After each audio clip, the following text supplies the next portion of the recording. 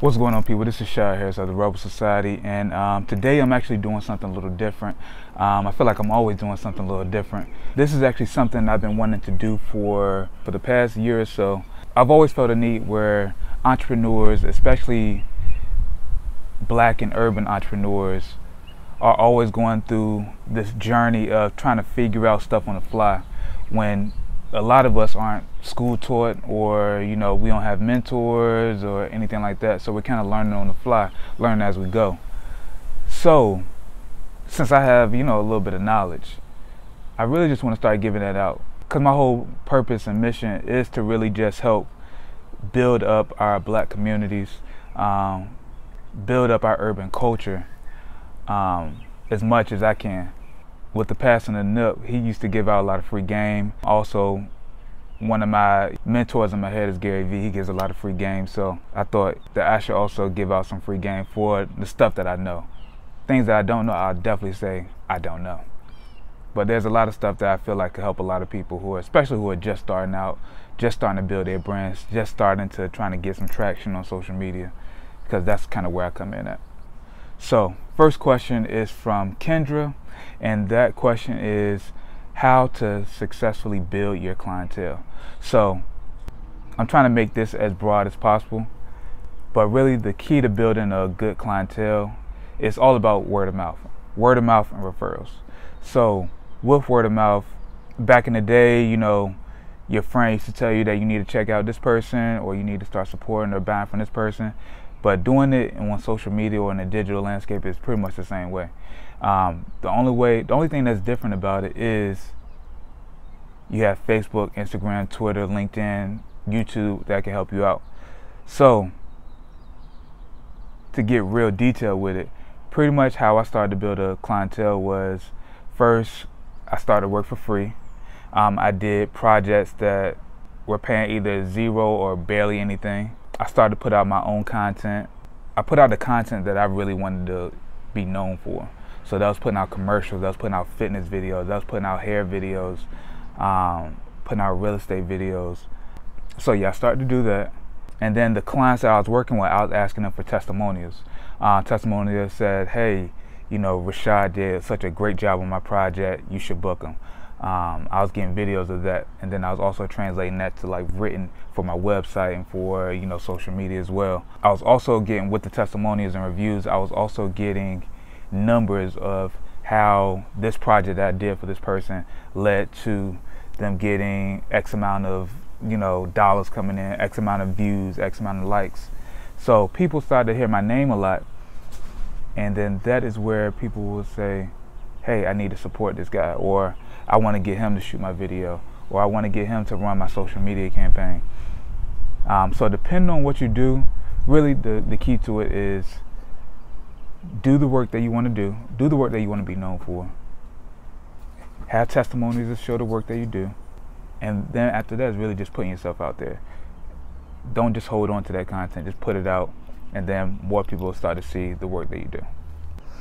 Alright, so the next two questions are actually from a good friend, Deanna. Her first question is, what is my daily schedule?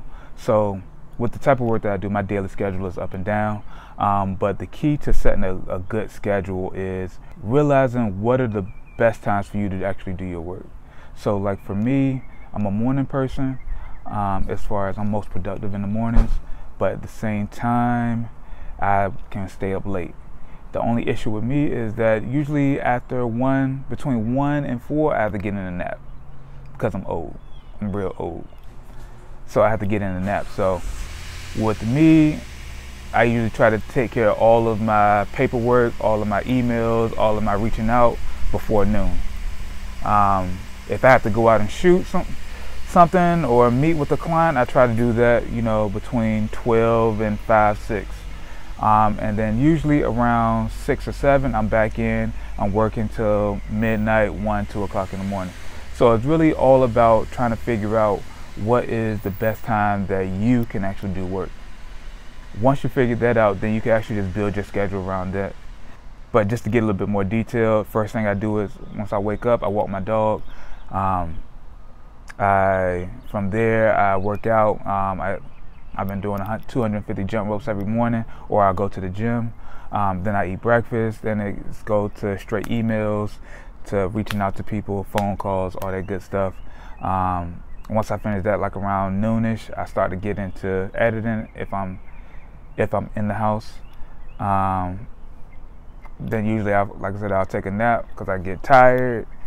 And then it's pretty much either meetings with clients in the evenings, or I'll just work on websites, videos, social media content, all that in the evening. And then I usually fall asleep around between midnight and 2 o'clock. All right, the next question from Deanna is about how important is keywords. Keywords is really important. I feel like what she's talking about when it comes to websites and SEO. SEO is very important because SEO is what gets you to show up on Google, to show the top of the search results. So SEO is very important, actually, on websites and Google as well as YouTube, since YouTube is owned by Google. So my main key with keywords is to find the 5 or 7 keywords that go along with what your content is. So if you're a personal trainer and you're talking about fitness, you want to put in there, workouts, training, your particular area, trainers in whatever your area is, biceps, triceps, how to get abs. Find whatever those key topics are and actually just put them straight into Google. What I do is put in, say if it is abs, as soon as you type it in without even hitting enter, a whole list of the top searches will come up for that particular word.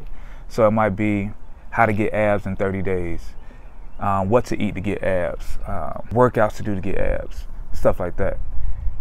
All you have to do is take whatever that particular search is and put it right into your keywords. Since those are the top ones, people are going to search for that, and then your stuff is going to start to show up.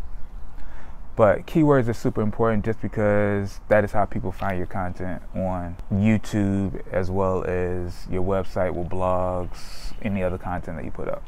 So that's it for this particular video. I plan on doing this a little bit more often. My plan for the next 90 days is just to really be consistent with all the things that I know I should be doing.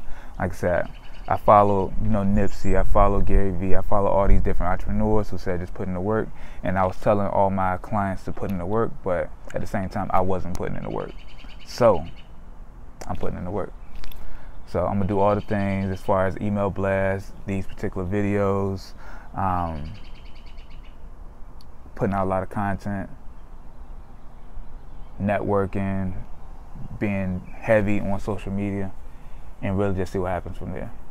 Because this year is about to take over, and one of my missions for this year is to be the #1 name when it comes to digital marketing in my particular area and region. So it's time to work, it's time to grind, it's time to let's get it.